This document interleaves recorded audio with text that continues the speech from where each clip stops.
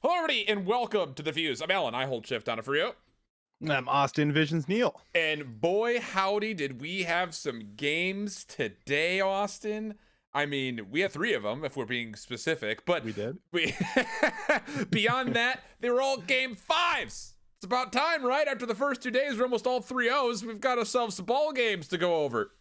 We do. And I see you got your Ultra jersey on there too. You should have told me something, Alan. I would have I thrown it know. on to match with you.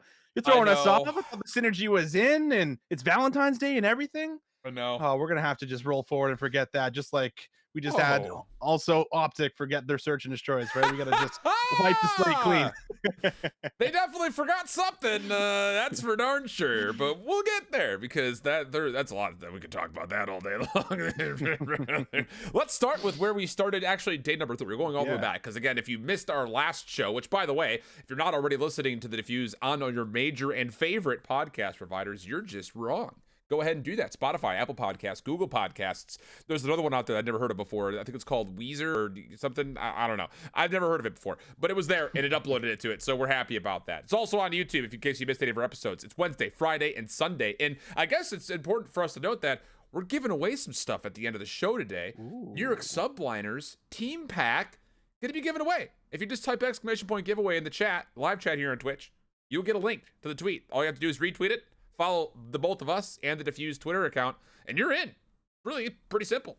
Easy as that. Pretty easy peasy. Let's get in, shall we? Let's jump on in. Let's do it. We've got LAG in Paris. Now, I know if you're anything like me, which you're very like me, we were not at all sure what we were going to get off of this matchup. Yeah. Because both teams looked pretty bad when it came down to what they had to offer for their first overall games. But this one was actually pretty solid, considering the fact that LAG started up 2-0, and then we saw map 5 ending. That's right. I mean, this was an up and down series for the most part. And I think coming in towards what we got Pop Apathy, baby. I mean, this was, I think, the big question that a lot of people had for LG was, are we going to get a superstar out of this roster? I think was really the factor because you have a lot of solid players that have a great track record from the past, but is it enough to put them over the edge against some of these top teams? That was the question I had. And I think Apathy is at the moment stepping up towards that. And I mean, he went on, I think it was like a 7 spree. And then near towards the end, he went on a 10 spree, just being able to get so many sets of streaks on a map like Crossroads that is so impactful when we're talking about that B4 Hill. That was incredible, man. So I think that was the missing piece for this LEG roster, and that's what kind of getting that hot start in towards the series. And it's one that they desperately needed as well, because the last place that teams like LAG and Seattle and Paris want to be are kind of where they started the year last year. Not so much Paris, but the other two specifically, where it was just hard to find wins for them overall. So yeah, I was pretty overall, I would say, happy to see that both teams came out to compete. I mean, for the large part of it, the games were pretty darn close. The only one that really wasn't was the checkmate control, which, to be fair, both teams played pretty sloppy, but Fire showed up for Paris, so one of the big key reasons why they were able to get back into that. But it's just really interesting because as I'm now thinking back to this matchup after just watching Atlanta and OpTic, like, it really was pretty darn scrappy. I think that's the best way of putting it. But at least the good news is we did see some competition between both teams, and that's positive overall for both of these squads moving forward, which, to be fair, I mean, again, this is a matchup that very well could be a battle for the bottom of their group, I think a lot of people are thinking of. So the fact that both teams went to game 5 showcases at least there is some competition down there. Yeah, definitely is. And I mean, we get a lot out of, I think, a couple members like Vivid gets streaks in the Miami where I think he had like 8 kills going in just like a few rounds, right? So like there's a lot of good moments, I think, coming out of his LEG roster. I also think Fire is a worthy note, just coming down to, of course, the final seconds on this topic. But I think Fire did the most damage and had the most hill time in that game number 4, showing us like he's not just playing for KD, he is playing for the win. He's doing a good job. And with more time, I think they will get there. But as we do move along, we already touched on it. Apathy, baby. And it's funny because we look at Apathy as someone who has always been the objective player, right? You go back in time, and I think you think of TP as someone who was a really big objective player for a lot of different squads. But Apathy also really is kind of up there for as far as someone who is kept and talked about in high regard for as far as being that objective player, will do that dirty work, but also manages to finesse on the hill and be able to, play that objective role while also slaying out. And then has some of these Apathy moments where he just goes off on a rampage, goes off on a tear. And I think LAG really needed something like this in towards the roster. And that's why they find a bit of success now in their response. Look, this is a game that I think Apathy can be a superstar, not only because of the title that we're in, but the team that he's on. right? I think that's a lot of it. It's not just the fact that Apathy played very well. It's the fact that LAG kind of need him to play very well. I mean, the team is not bad, but you have to think about that roster. You've got Assault watching over the top, Silly, which is essentially Forcey picking up the second AR, and then you've got Apathy and Vivid down low. So you're really looking at one of those two players in that SMG front line to step up, because Silly's going to need a little bit of help, I think, just largely coming from playing what is mostly a heavily SMG play style over the last ever games, really. To now he needs to get a little bit of help from his SMG line so he can feel maybe a little bit more comfortable. And let's be honest, Assault hasn't played lights out yet. So the fact that you've got Apathy playing this well this early, that is a great bit of news if you're an LAG fan, without a doubt. I'm happy with it, man. I just really am happy for Apathy. He comes off a year where he very well could not have even gotten a CDL spot. And just because of his history, right, that he brings to the table, the objective player, you need him on your squad for, someone who's going to be able to do something like this. And, Vivid's not doing it, Apathy's doing it. So very, very impressed with how Apathy's been able to bounce back here. And now it's just a matter of, will he be able to still do that against some of the top teams? Exactly. Which is something we'll look to towards the future. So it should be interesting at the very least. But we move along towards Classic here for ourselves. And this is an interesting one because Classic, I think, has always been overlooked for what he brings towards the team. We listened to the comms that we did get to see from Paris as well. I want to say that it was the control yesterday that we did go in towards the comms with, and it was great from Classic. I mean, you can see he's providing a lot for as far as, what exactly is being said. What are they looking out for? What's being picked up? What's being covered? Classic's filling a lot of those roles, and I think Aqua also does fill that role a little bit as well. So you have two main kind of in-game leaders that are able to provide a little bit of success maybe towards some of the other guys here for you. And that is something I think that is obviously important. But the problem with Classic is sometimes he's hot, Alan, sometimes he's not. And and I mean, it's really up in the air for as far as what you get. There's Search and Destroys where he's already shown us where you can take over. And then there's games where it's like, damn, where's Classic? We're really missing this. And Paris really need him right now. This is another guy that I think, when I look at these bottom teams, that they just don't match up when it comes to your Atlantas, your Chicagos, your Dallases, potentially your LA Thieves, your Torontos. It's just not a fully fleshed out roster. And especially a team like Paris, that we have question marks about all four players that are on this roster. Someone's got to step up to the plate. And it's surprising, but also really endearing to see Classic be that guy in this series specifically. And to be fair, day one, day two rather, he didn't play poorly. He played pretty damn well considering the circumstances of going up against a major squad, right? When you're playing up against a team like Chicago and you're getting beat up, the fact that they kept the search pretty tight and the fact that they played the raid control pretty tight is, again, very overall encouraging. So I'm really happy to see Classic kind of step up, because I'll be honest with you, thinking back to when I first got in watching Black Ops 4, he was a part of that Luminosity team, but did he really take over at any point? Nah, not really. But same kind of situation last year. Was he really a major factor? Not really.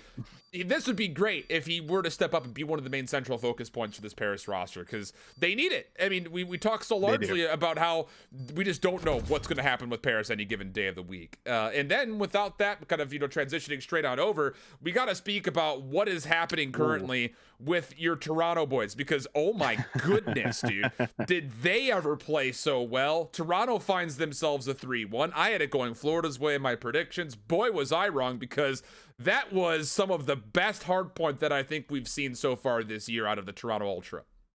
And it's hard for me to come in with these arguments now that I'm a part of Ultra, Alan. But a little bit of bias, it is for sure. But they are playing so well, and obviously it excites me. But it's the way they're doing it, because you just touched on it. We haven't seen too many teams get to a point where they have put a professional team in a hard spawn trap, and that's what we got on the Garrison, right? Like, we were looking at that, like, dude, Florida is like not able to break out of this. They are just stuck. They're trapped. There's nothing they can do. And I mean, this is a squad that really is overlooked. They come off of last year for as far as, only getting rid of Classic, sticking with these other four guys. So the chemistry is already built in. It's just a matter of learning this new game and figuring out the way that they want to play it. And well, they've certainly figured out the way that they want to play it. And Kleenex is also just fitting in towards this roaming SMG role that we keep talking about like a glove, because he has just a stellar respawn performance coming in towards the mix in the very first one.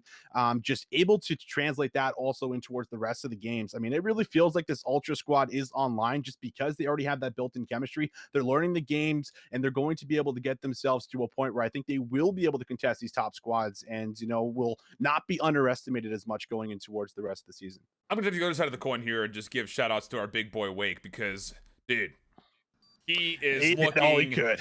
unreal. He did everything he could potentially do to keep this series tight. I mean, huge search and destroy in Miami. Didn't seem like he was ever going to lose a gunfight unless he was getting shot from behind. And even that wasn't a guarantee at points. And then beyond that, again, Neptune, he had a huge spree on that garrison. That was the one reason why Florida was able to get that control. That's encouraging to see the consistency from Awakening and potential pop-off moments from Neptune.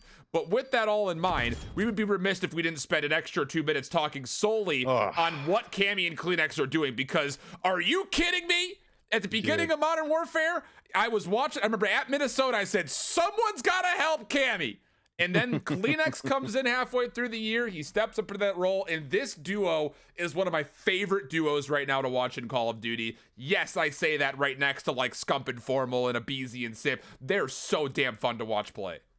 They are, and it's just the ability to be able to just win gunfights they shouldn't, but also the teamwork that kind of plays off of each other. And it's also the trust, right? The trust comes back to just these guys have already played with each other for such a long time now. So it is just built in, and you can just see that play out on the minimap. Like if you just purely watch the minimap when watching over the submachine gun duo, you will see how they're maneuvering in and around each other, making sure they're baiting and switching, coming out ahead, always making the right play, which is something that, isn't exactly always going to come through for even the professional teams and players that we do have for ourselves, right? So there's a great understanding for as far as what they're looking to do, and they're executing on it perfectly. And there obviously hasn't been an answer to it. The true test will certainly be when they go up against some of these other opponents in their group, like FaZe and OpTic coming up in towards the second week. So that will maybe be the true test to see where exactly they stand. But I mean, I'm just thrilled to have these guys on my team, Alan, because they are taking over. They're doing incredible things. And I mean, it is just obviously coming back to the fact that they are being overlooked, and they're showcasing just how good they really are. I think that this next week is actually going to be a big outcoming home showcasing for these guys, whatever you want to label it as. Because they're playing up against a Chicago team that currently is not very good at search and destroy. Toronto's looking pretty damn good at search and destroy.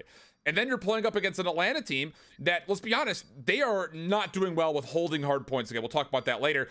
Toronto looked great when it came to timing rotations and playing from how to they do a bunch of spawn manipulations. If Toronto can do that again next week, I think they take at least one of those matchups. I think they can come through and surprise in Atlanta or Chicago next week.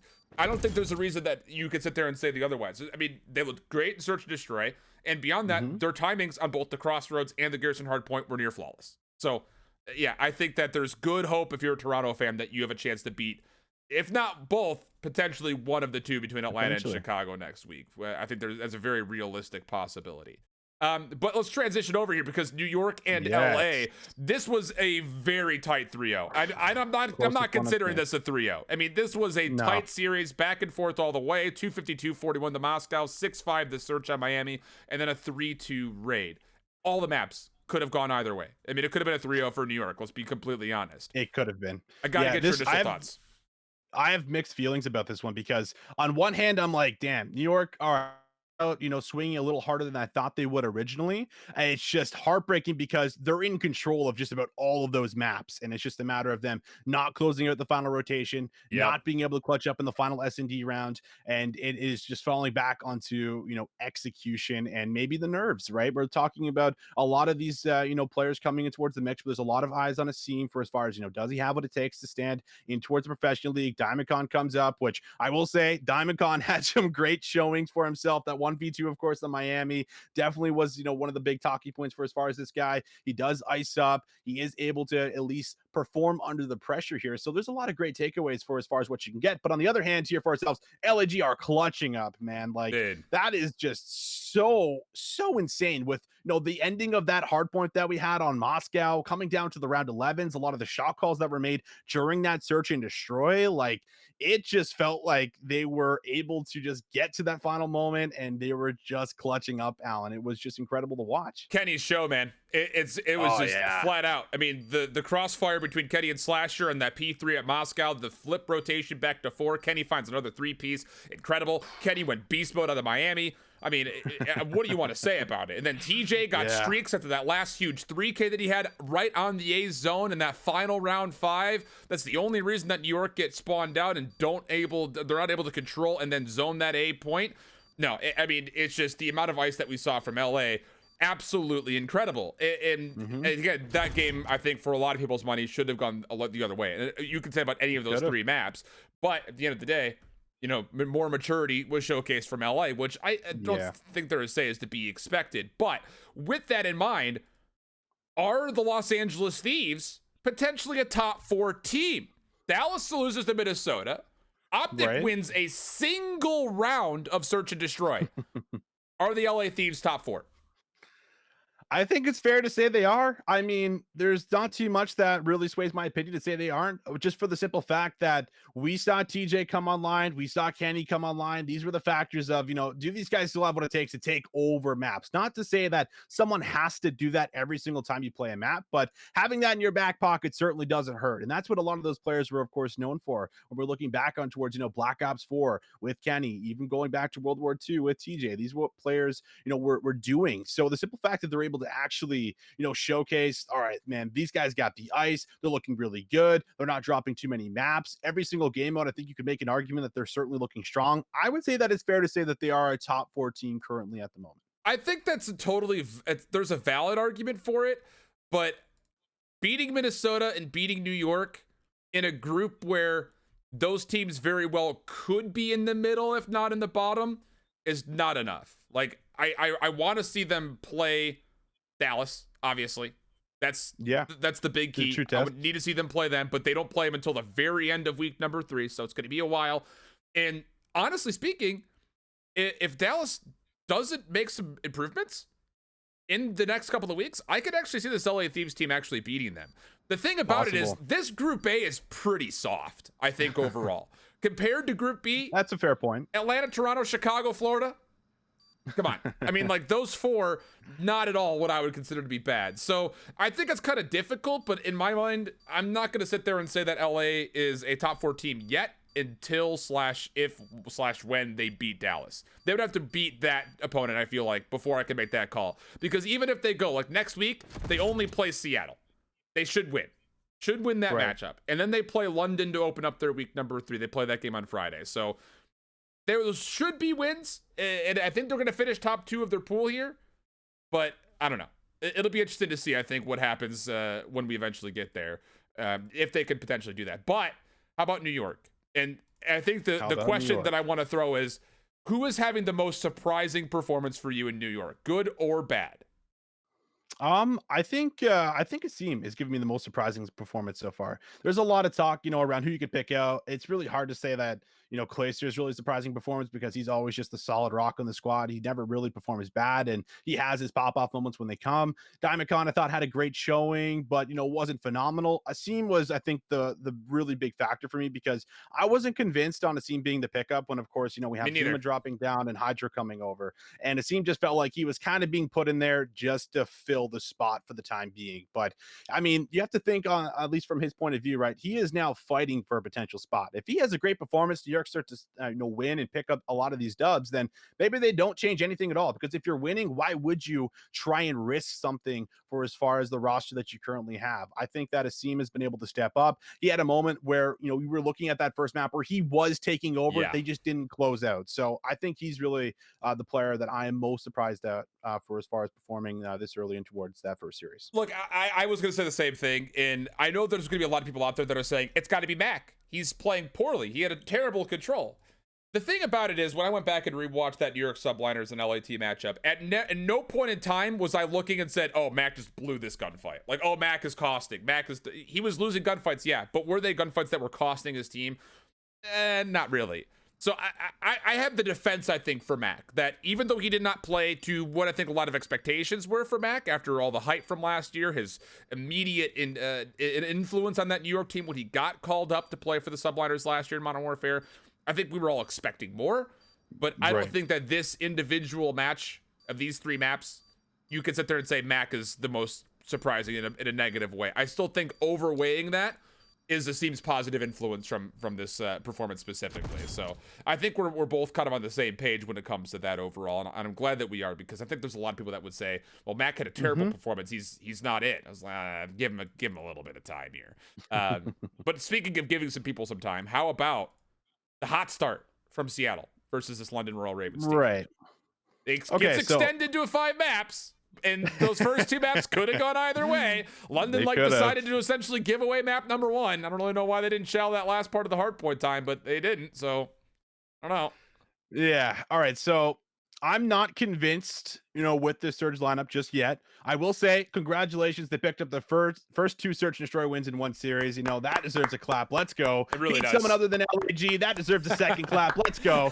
And so there's a couple of good things you can take away from this, but I think my overall look at for as far as the maps that we did play, Crossroads is, a map that is really interesting, right? Very forgiving, because if you make a mistake, well, 10 seconds later, your next attempt comes through. So it's not as punishing when you are going through with a lot of these crucial mistakes. And that game was very close. And like you said, could have went either way. Gunless just, he actually unlocked his monitor 240 and 26. He's here to play, and he did have a phenomenal game. But my question almost is like, does Gunless have to do that, just about every single series, perform like he just did in order for Surge to win? We've seen Octane, of course, do what he can do. We've seen Looney and Pristini have maybe some of their moments. Looney did have a good first map as well, to be fair, but I'm just not convinced with Surge, because Crossroads is a very forgiving map, and it just didn't look like they were totally in control throughout the majority of those maps. I'll say this much, because the 3-1 loss for Seattle on Garrison Control, and then the blowout on Checkmate, Pristini was overchalling map number 3. How many times did we say that in Domination last year?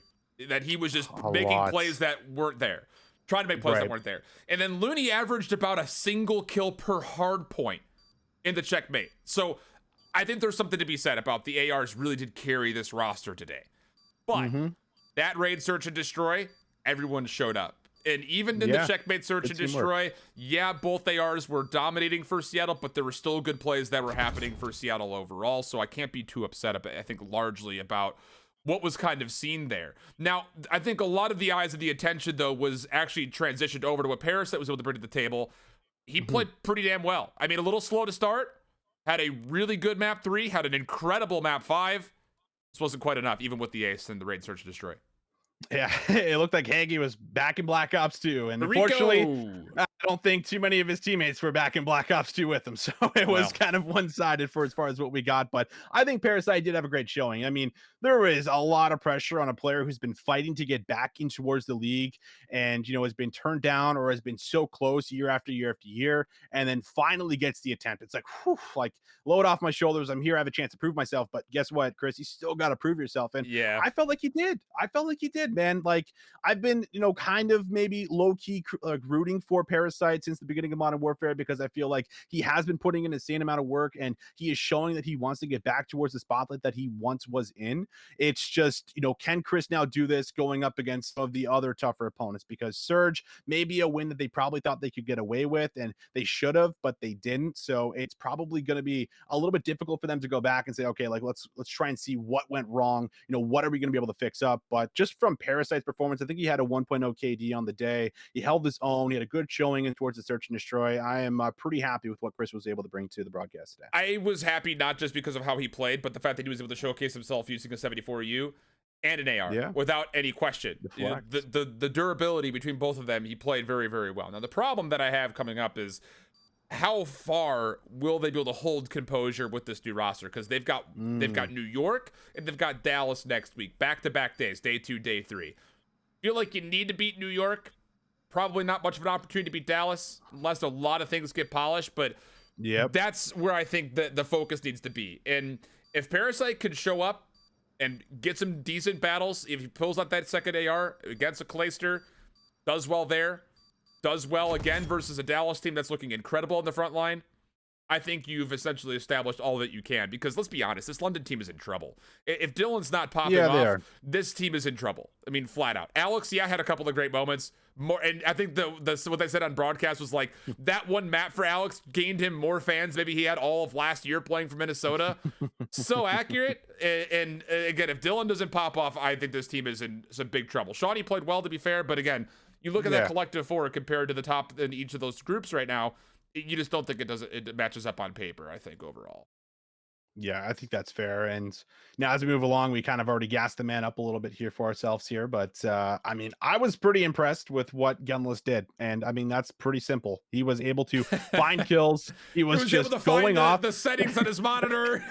that was helpful. That was helpful. I mean, I just don't think we've seen this Gunless in a really long time. Like when you think of when people were arguing that Gunless is just the best in the game, like he's the best in the game. That's what a lot of professionals were saying. And it's not because he's putting up the most amount of kills, but it's because you can always trust in Gunless to make the correct decision, which is not easy to do when you're in a frantic game and it's extremely close and you're thinking of whether or not I should be rotating, I should be pushing up, I should be assisting. There's a lot of things you got to take in when you're in the moment. You know, put yourself in towards the player's shoes there for a second. And Gunless has just always been known to make the correct play. And that's just, you know, very reliable when you're looking to build a successful roster. So I think that Gunless just is going back to his form where we saw Gunless do Gunless things in IW, man. That's when that name really started to take off. That's when he got his shot off United in towards FaZe and got to kind of build up his own brand and got to showcase what he brings towards the table. And that is him being able to take over, put up a crazy amount of stats and numbers while also making sure that he's playing with his team. So I just was really impressed with what Gunless did today, and I'm glad that he is back.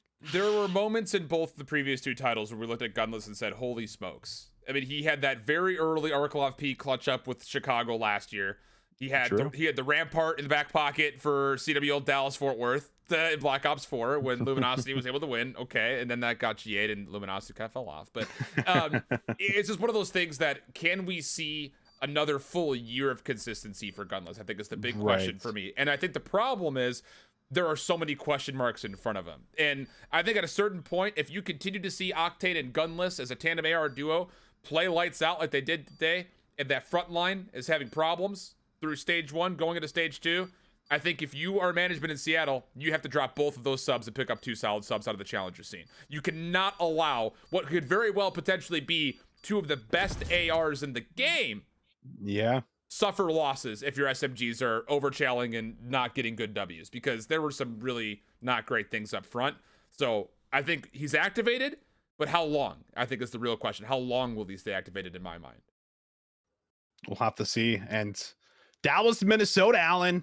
This was a spicy one. I was not expecting this one to play out the way that it did here for us, but it was Jay Pistachio, apparently.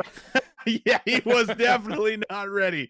Yeah, that was funny. That was good. That was all good fun. But this was interesting. And this is because I think, like, you could look at all of these maps and both teams were able to win just about every single one. I mean, you look back on the checkmate that we kind of came in with. Dallas made a really big heads up play to make sure they had the right spawns going in towards P2, knowing that's likely where the game would end. So they take control of that map. They hold on to it. And that's just a heads up play from likely someone like Krim making some big veteran call, right, to make sure we are setting ourselves up for the actual dub. And then we move along. Search and Destroys looking real tough right now for Dallas, right? It seems like they're maybe not totally on the same page. Sure, there's a couple players that are maybe underperforming, but I think Rocker just overall have a really good idea on how they're looking to play Search and Destroy right now. I mean, a lot of that I would probably look at Priest and Major Maniac. Those guys are really, really good at Search and Destroy, and it felt like everything was kind of almost working around them when they were looking to create a lot of those plays. So I thought that Rocker just played pretty lights out. There was a lot of close maps. I mean, this was another insane series for as far as what we got, but it was the Search and Destroys that really sold it for me on this Rocker roster. Look, Minnesota is currently the worst hardpoint team in the game by a full continent. 0-4, sure, whatever. They're on average losing by 86 points. And thank God that it was connection interrupted problems in that first map. Because I was sitting there looking at this like, what in the world is happening right now? This is not okay. But yes, their Search and Destroy is looking like potentially one of the strongest right now. Attach. He looked great during the Garrison control. 1v1. I mean, he was winning every battle in front of him. Kind of the same situation for Garrison. I mean, Shotzzy couldn't buy a kill. I mean, that was a tough situation for him overall. Yeah, man. But first bloods from accuracy, trade efficiency out of Attach. Yeah, Minnesota looked really, really strong overall, which leads to the question, you know, are we still sleeping on Minnesota? Because this is a team, they have the worst hard point in the game, and it's not even close. So that needs to change, like, immediately. Like, you could be good on 2 and 5 all you want, but if you can't play solid hardpoint, I'm still not looking at you as being outside the top, I'm not in the top 50% of teams in the CDL, even if you're winning series, but you're not able to take hard points. It's just got to do better there. Gotta. You do have to do better. I think that the silver lining here is like it's more difficult to be more solid and more consistent, likely in search and destroy and control than it probably is hard points. And I think that as time goes on, you can watch all these top teams and you can see exactly what their setups are, what they're doing that you're not doing. And you can break that down a little bit more because search and destroy comes down to situational plays. And if you're winning in a lot of those situational plays, then you just know you have a lot of good ice up members that are just working well together, which is what we saw today. Control, again, close, could have honestly swung either way, it felt like, as well, for as far as that final round. But it really is maybe worrisome in some people's eyes, but I don't think I'm worried for as far as this Rocker roster because you have, I mean, a lot of players that are super good in respawn. Like you're looking at Attach, looking at Major Maniac, like these guys are solid for as far as what they bring towards the table. It's just a matter of, I think, figuring things out and actually piecing it together. That is going to be what these next few weeks are going to be about. But I mean, I still am overall impressed with what they do. They just knocked down Dallas. That was the first three maps. They've lost the entire season. So I mean, that's got to definitely count for something. It's just fixing up and cleaning those respawns and hard points. For me, it simply comes out of the fact that are we going to get a great team in respawn or a very bad team in respawn? Like that opening checkmate, I was astonished that the game was as close as it was because Attach and Major Maniac combined for 37 and 61. Like you're not going to win a game when you're playing 2v4.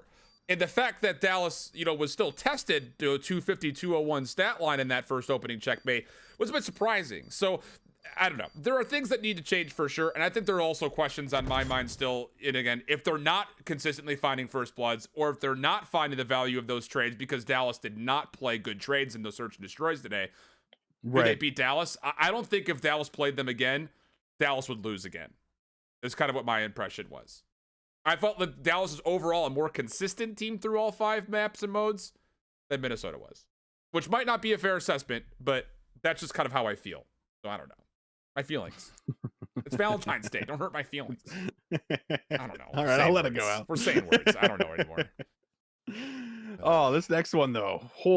I mean, there's a reason they saved this one for the end, right? There is a reason they saved this one, and I'm glad they did because this was a banger. And obviously the biggest problem and the biggest takeaway is, all right, I mean, we got to fix some search and destroy here for OpTic. That is a problem. Badly. They got one round through both search and destroys. They got 6 out of Miami.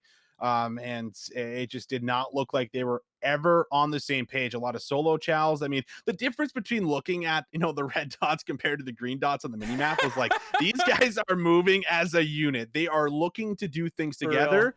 OpTic are feeling the pressure, and they're just really looking for little glimpses of hope to see if they can win a battle to create some space. But as soon as that kill would come through, there's an immediate trade from Atlanta FaZe. It's just they're playing tight, they're playing together, they're on the same page. OpTic, I'm sure, have put a lot more dedication into making sure the respawn is on point, which it is. I mean, they very well could have ended that series 3-1 going in towards that map number 4 if it wasn't for Abizi, popping that 3-piece by killer.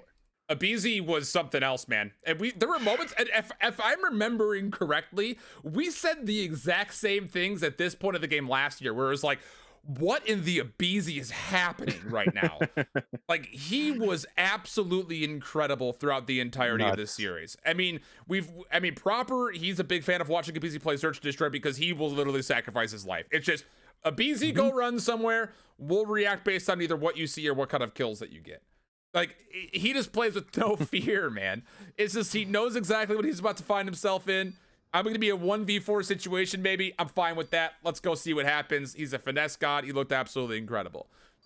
I am still concerned, though, for Atlanta, because it's year 2, and we're still having trouble holding hard points. Yeah.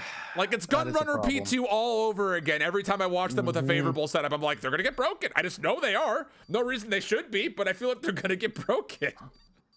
That P3 hill, right? Like, how many times? I think every single time OpTic worked themselves in towards the back. So that is just something that you have to recognize and you have to fix. And with RCDs, I think it will maybe adjust a little bit better over time, compared to where last year it didn't feel like there was a really in-game leader that was kind of say, hey guys, we need to hold this. I need Right. support back here. You need someone to really kind of start directing traffic, especially when you're talking about Moscow hardpoint, and holding that setup and that first initial push is just everything to make sure that you are converting on some time, because that was another moment where OpTic could have very likely ended that game for us on P3 if it didn't just become chaos and people turning and 360ing and everything that ended up playing out there for us, right? So very fun map to watch from a viewer point of view, but I think both teams probably not happy with that map as a whole, especially OpTic, considering that they very likely should have won that one with the lead they built up, even going through the first couple hills. So tough all around, but move towards this next topic here, Alan, and I'm not going to lie, I'm a little hard pressed on what my answer will be for the current number one. I've got I mine. mean,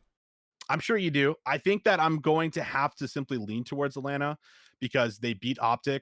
Dallas lost towards Rocker, but Rocker isn't looking as convincing because obviously their hard points aren't looking too good.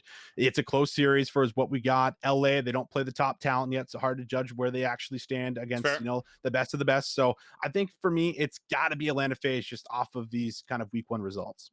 You're not ready. Oh, you're not ready. Am I going to be happy? You're going to be really happy. Oh, best team in the game right now. Put the sweater on. Is the Toronto Ultra. They are the best team in the game right now.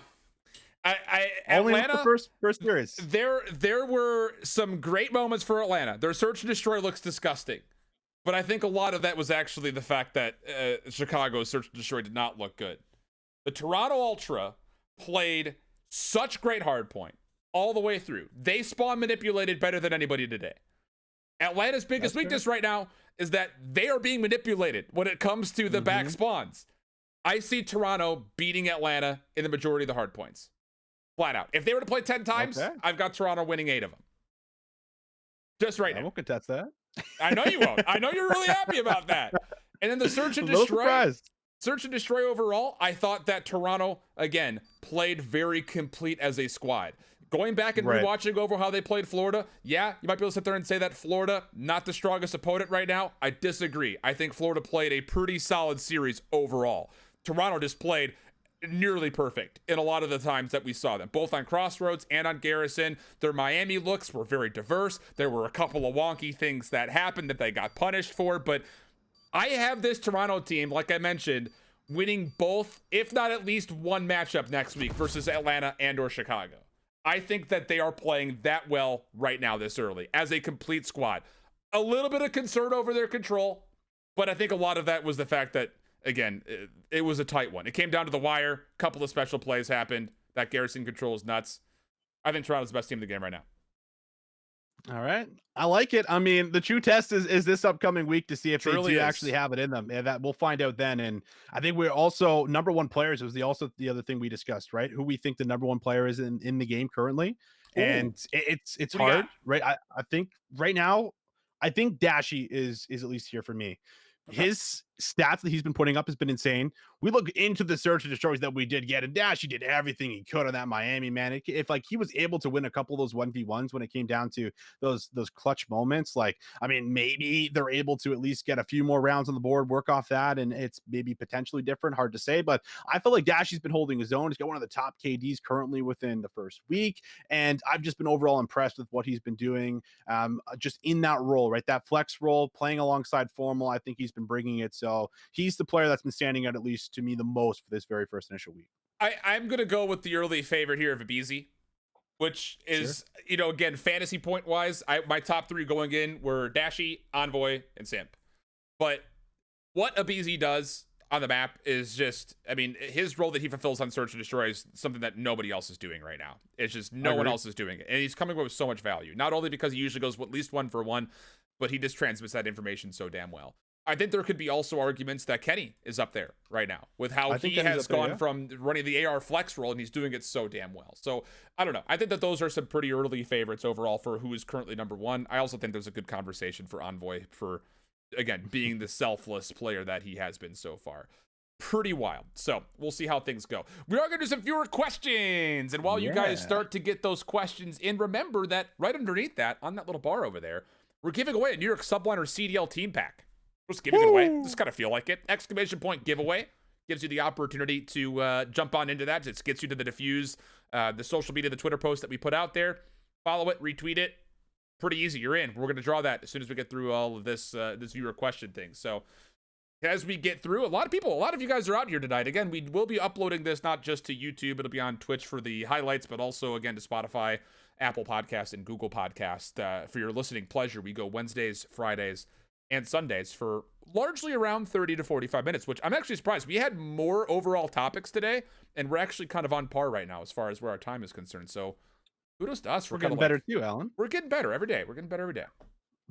Zach Clark asks, which player do you think performed the best this weekend? / who was the most underrated player this weekend? Ooh, good question. Do you want to go first, Mr. Austin Visions? Neil? So my answer kind of stays the same with who I think is currently the best in the game, I guess, just because that goes off it. So I think Dashi probably the best. And then I think the most underrated is kind of coming back to my point as well, where I think Asim is underrated for what he's brought in this first week. We don't have the best sample size, of course, right? But I think those are my two for at least the first week here for ourselves. I'll throw one over because at the beginning of this week, I said that this player was going to be a problem and he needed to make sure he played consistently. TJ, I think for just me personally, that's a good one too. He played very well this week. And one of the large reasons why LA Thieves is in the position that they're in, where they're now 2-0, and with a good argument that they could potentially beat this Dallas squad coming up at the end of week number 3 to potentially be on top of their group. So I think that's good. I think that's good for him overall. Yeah, best player. I still just was most impressed with the BZ, I think, just overall with what he was able to do. Which is the most overrated team? Why is it Toronto? Because I said so. Monsoon asks, after the first week, do you think the top 3 teams, OpTic, FaZe, Empire, will stay top 3? Or is this first week jitters to work out? Or potentially, are teams like Rocker, Ultra, Thieves going to steal the top 3? I don't know if you can really largely say that these are the top 3 teams right now. Yeah. You got 2 of those 3 are 1-1 after this week. I think it's a lot easier to assess that question as we go week 2, because then more teams are playing up against each other and we see who looks cleaner. Because maybe we're going to get to a point where we see a couple of these squads that we think, oh, they could be the top, they could be the best. And then, like, for example, like Ultra goes into that matchup against FaZe and OpTic, and maybe they just win like 3-1s or 3-0s. Maybe they just come out like you're saying, right? So I think we just need a bit more time just to say, okay, these are the top 3 that we have, because I think it is more up for grabs than we had originally expected, I think, coming into towards the season. I think this is an also fair point. When you're looking at Atlanta versus OpTic, obviously, we're expecting that to be largely, I say we as the majority of CDL audience. Those will likely be your top 2, I think, what everyone's figuring right now in Group B. But you got to keep in mind they also played what a lot of people are going to figure to be the bottom 2 teams in Group B to start their week. Like, sure, Chicago playing Paris, Atlanta playing LAG. You know, it's kind of hard to make that assumption. I would say the biggest argument you could have a case for is a team like Toronto and a team like LA Thieves, that they could potentially be in that top 3. Simply because LA, they surprised us. Yeah, they played Minnesota. They smoked them on that Moscow hardpoint. But then also beyond that, I thought they played a really solid series versus New York, in which they showed us a lot of composure overall. So I don't know if I would sit there and say that those are the top 3 teams right now. But I think that there is a good argument to be made for not just them, but also teams in the outside. I'm like literally right there on the fence, aren't I? I'm just really kind of jabbing myself in the spine right now with this fence post that I'm sitting on. Which team do you think has the most improved going into week 2? And I'm going to put a little bit of a side note, and why is it Dallas? I mean, that is a really good one. Has to be, right? Like it's for me, I think it's New York and Dallas. I think New York has a lot to prove because they need to have a good, strong week coming in towards week 2. I think they're going to have 2 games, right? So I don't know their matchups, but I think New York has a really important, week 2 to prove for themselves, to make sure that they are not falling too far behind. And I know you could say, okay, well, it's not the main roster. They don't have Zuma. They don't have Hydra. Okay, I don't care. This is the roster that they have currently, and they do want to get themselves to a point where Glacier is going to be happy, and he's not going to just get 6 months in and say, man, I just do not want to work with this anymore.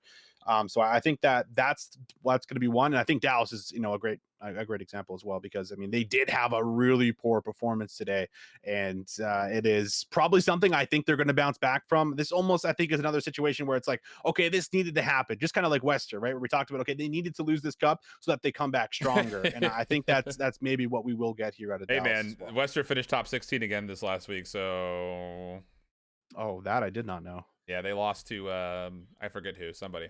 Obviously they lost to somebody. I'll pick one out of the hat here, just based on looking at their schedule. I think the team to prove, Florida. In my mind, Florida's as good. I think is a top 5 team in my mind. Mm-hmm. They are playing up against LAG and Paris next week. Those have to be 3-1s at worst, in my mind. Right. If you're a Florida Mutineers fan, I think that's a team that needs to prove themselves by coming out and being dominant in those 2 matchups. So they lost to Cade's team. That's right, the KC Pioneers. Cade, Nova, Anthrax, and Copier. Wild. That is wild. What else do we got? Top teams will lose more matches this year than what they did last year. Top teams will lose more matches this year than they did last year. You think so? I mean, I think it's very likely, but I think we're going to get to a point like last year where it's going to be like 6 teams are like contesting championships, similar to what we got last year, because I think 6 out of 12 had won a chip throughout that year. So I mean, yeah, I think that there is likely a chance they will lose a lot more, especially because 4v4 is punishing. So if you're having just a really on day, I mean, it can be really hard to kind of bounce back and match that pressure in a lot of ways. Ooh, how about the all-star writer James Patone comes through? First-time questioner, long-time viewer here. Visions, you brought up the simple point that a sample size in rating/judging teams and players for the season. For an ever-changing game like COD, how many games would you consider to be a good enough sample size? I think about 8. I think 8's a good way to judge, because that's when they've also just about played about everyone else. That's where you see how they rank up against the best respawn teams, the best search and destroy teams. Fair. So I think that's kind of what I look at when I'm talking about sample size, and getting about 8 or so in there. I think if you're the sample size for me is you've played the majority of teams that are sitting in the large majorities power rankings top 8. Because again, OpTic playing up against Paris or LAG, are we really learning a lot from that? Probably. Sure. As they get more reps, I think through that first stage, especially when we get to that first tournament, that's I think going to be a pretty large enough sample size for a lot of the stuff overall. Because strength of schedule, I think, is another important factor to that. Because you could play the worst teams over and over and over again. Like, what was it? Was it London last year that they just kept getting screwed in the opening matches of their GSL? Like, London, I think the vast majority of their opening games were versus the top 4 teams in overall standings at the time. That's actually insane. Let's see. Let's take one more here. Oh, this is coming from Mr. Moderator Quattro Hockey. Realistically, is it more important overall to have a better sub duo or a better AR duo for now in the current meta? Oh, that is a good question. I know my answer. I don't know if I do, because we've talked on this pretty heavily before, and like we obviously know both roles are so important. I think it's more important right now with the XM4. It's probably more important to have better AR duo. That was going to be my answer. Well, it's just interesting. I think I would not pick the AR duo or the SMG duo. I would pick the flex duo. Who's the guy picking up the third AR? Who's the guy picking up the third sub? Not your dedicated SMG, not your dedicated AR. Who are the best people at picking up that third AR or third SMG, depending on the map? It's like such a stupid thing to put myself on. No, it's true. No, I think that's fair. But between that, I think just because the XM4's meta, like it's just like, I mean, it's a do-it-all gun. That's it. It's a do-it-all gun, up close, far range. It does it. So that is just such a pivotal role right now that we currently have. Yeah. Okay. Giveaway time. Do you want to do the little the poll?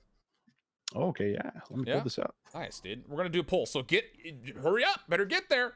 Oh, I'm getting there, baby. I'm talking about the viewers, not you. Better get there if you want to try to get in last second. Better hurry up. Because Visions, as soon as he gets on the tweet, it's not going to reload instantly for him. He's got to make sure you get there. All right. I am on the tweet, Alan. All right. Now, how are I close my eyes planning on scroll. doing this? So I'm going to close my eyes and scroll. You're scrolling through the retweets? Yes, scrolling through the retweets at the moment. All right. And I'll tell you when to stop the scrolling. And then you'll do the same thing with your mouse cursor, and then we'll stop where you're landing. Cool? Okay. All right. And stop the initial. Okay. Moving mouse cursor. And stop the mouse cursor. Who's our winner? Hooligan 417941106. I play Boots on the Ground Cold War, or Black Ops Cold War rather. Hooligan, and he's following me. I'll send you his tag. Yeah, send me his tag so I can see if he's following. If he's following me. I'm excited. Hooligan, is it time? Have you done it? We're gonna find out. Oh, oh wow. There's no N in that Hooligan. It's Hooliga. He is following me as Hooliga. well. Okay, congratulations. baby. Congratulations to Hooligan. I was looking at his top name. That's why. Oh, that's fair. Yeah, it's throw me off. Hooliga 41794106. Congratulations, dude, on the dub. Woo! Hey, he's in Congrats, chat right brother. now as well, dude. I have baby. Oh. Nice, dude. Congratulations on baby. Double congrats. That's the show. Again, we will be doing this Wednesdays, Fridays, and Sundays. And we still have we have 9 more team packs to give away. Oh yeah, we do. We got a lot to give away. We got a lot. What's the next one you want to give away over the off part of the season here? This Monday, Tuesday that we have coming up. Ultra's got a big week, Alan. Ultra's got a big week. You gassed them up a little bit. Okay. Let's do it. We'll send some energy. It'll be a Toronto Ultra team pack. Expect to see that tweet probably in the morning. We'll probably just keep doing retweets and follows and likes and stuff like that. Although the Gleam did do pretty well. We had a lot of entries for the Gleam. So we'll try to push that around. We'll kind of determine individually what we want to do, and we'll kind of collectively decide. And hopefully we'll have some new assets as well on the stream. Ooh. That'll be a little tease. We love that. A little tease. Just a small tease. We like to tease just a little bit. But until next week, friends, that's going to be the show. We'll catch you guys on Wednesday. If you missed any of it, again, all of the podcast providers you could ever want. Spotify, Apple, Google. Also live on YouTube for the VOD if you want to catch our pretty faces. But if you don't, you'll have to wait until Wednesday to see him again. We'll catch you guys next time. But until that point, do not let that fuse fizzle out. So long.